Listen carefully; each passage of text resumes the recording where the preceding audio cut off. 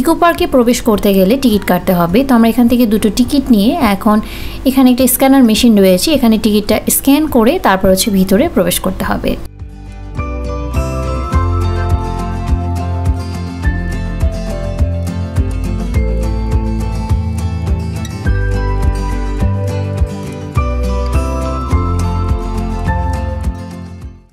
Eco পার্কের entry fee কত নিয়েছে একটু পরে সেটা আপনাদের সাথে শেয়ার করছি।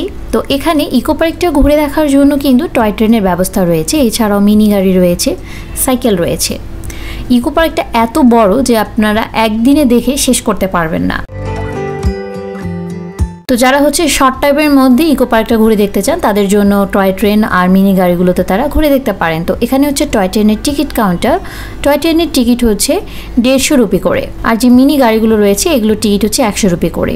তো আমরা 100 রুপি করে দুটো টিকিট কেটে নিলাম, নিয়ে এখন হচ্ছে আমরা এই তো গাড়িতে করে হচ্ছে ইকো পার্কটা ঘুরে দেখব।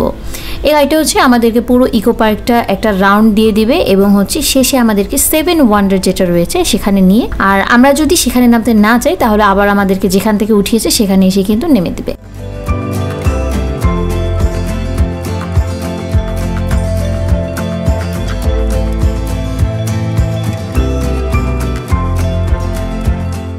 এখন জেনে নেব যে ইকো পার্কের এন্ট্রি ফি কত। ইকো পার্কের এন্ট্রি ফি হচ্ছে লোকালদের জন্য 30 রুপি করে, আর হচ্ছে যারা হচ্ছে ফরেনার আমাদের মতো তাদের জন্য হচ্ছে 200 রুপি করে নেমে দিবে।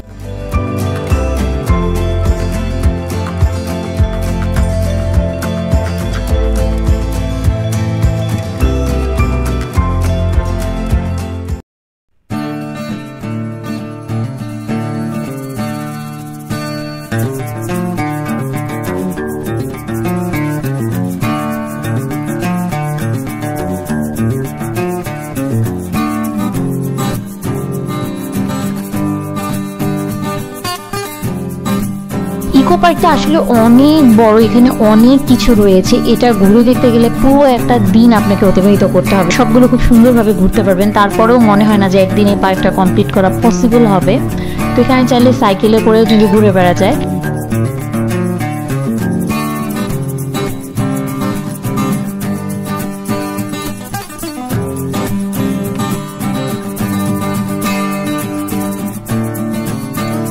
তো আমাদেরকে ইকো পার্কটা একটা রাউন্ড দিয়ে দিল, দিয়ে এখন হচ্ছে 7 ওয়ান্ডারে নিয়ে আসলো।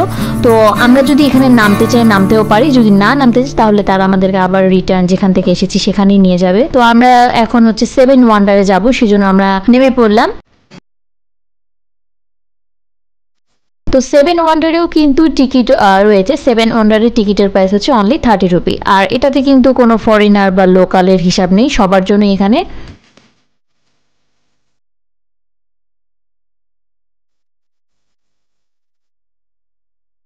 তো আমরা এখন টিকিট কেটে ভিতরে প্রবেশ করলাম। এখানে বিশ্বের সব বিখ্যাত যে জিনিসগুলো রয়েছে সেগুলোর কপি তৈরি করা হয়েছে। তো এখানে ঢুকেই দেখতে পারলাম যে এখানে পিরামিড তৈরি করা হয়েছে।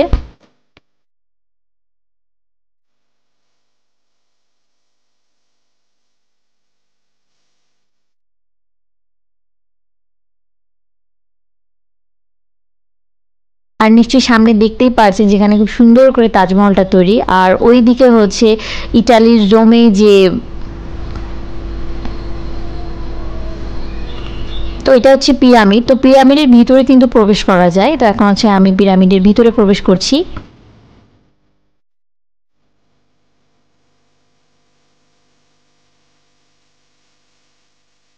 তো পিরামিডের ভিতরটা হচ্ছে এরকম, দেয়ালের মধ্যে এরকম কারুকার্য করা আছে, এখানে একটা মমি তৈরি করা হয়েছে। পিরামিড দেখা শেষে এখন বেরিয়ে পড়লাম, ভিতরে অনেক গরম। তো এখানে দেখতে পাচ্ছেন তাজমহলটা এত সুন্দর, মনে হচ্ছে একদম সত্যিকারের আগ্রার তাজমহল এখানে বসিয়ে দিয়েছে।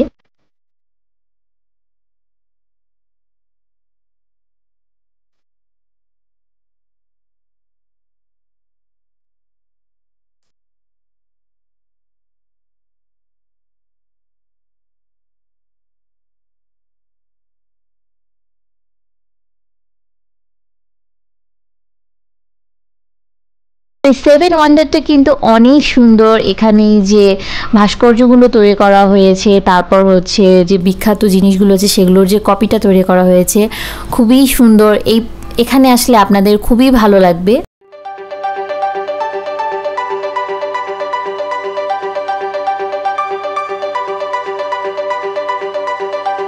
বিশেষ করে আমার কাছে তাজমহলটা অনেক ভালো লেগেছে। এরপর আমরা চলে আসলাম চীনের প্রাচীরে। চীনের প্রাচীরটাও কিন্তু অনেক সুন্দরভাবে তৈরি করা হয়েছে।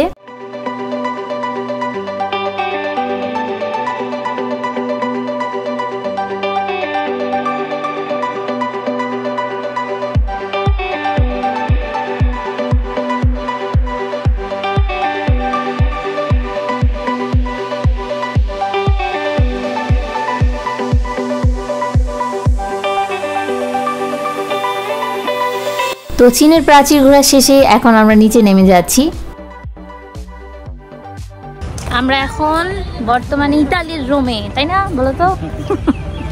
আমরা একসাথে সব জায়গা ঘুরতেছি। আমরা এখন চীন ঘুরে আসলাম, আগ্রা ঘুরে আসলাম, সব ঘুরছি। এখন আমরা এই যে ইতালির রোমে।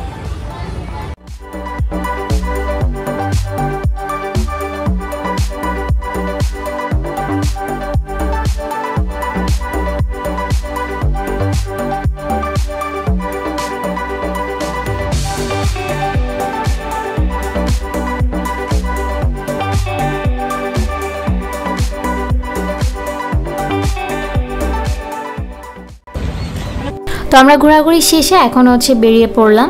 তো এটা হচ্ছে এক্সিট গেট, আর এক্সিট গেটের এখানেই কিন্তু একটা করোনার সিম্বল এরকম তৈরি করা রয়েছে, দেওয়া যায়। তো আমাদের ঘোরাঘুরি এখন শেষ। এখন হচ্ছে আমরা হোটেলে ফিরে যাব। আর এরই সাথে সময় এসে গেল আজকের পর্ব থেকে বিদায় নেওয়ার। আশা করবো আজকের পর্বটি আপনাদের কাছে ভালো লেগেছে। পরের এপিসোড দেখার আমন্ত্রণ জানিয়ে আজকের মতো আমি এখানে বিদায় নিচ্ছি। সবাই খুব ভালো থাকবেন।